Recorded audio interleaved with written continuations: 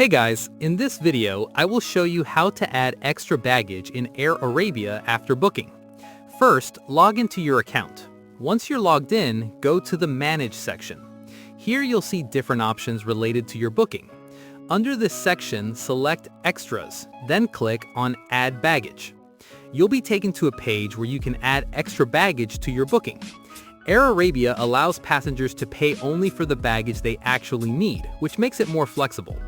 On this page, enter your reservation number, the contact person's last name, and the departure date, then click Continue. The system will load your booking details, and you can choose and add the baggage allowance you want.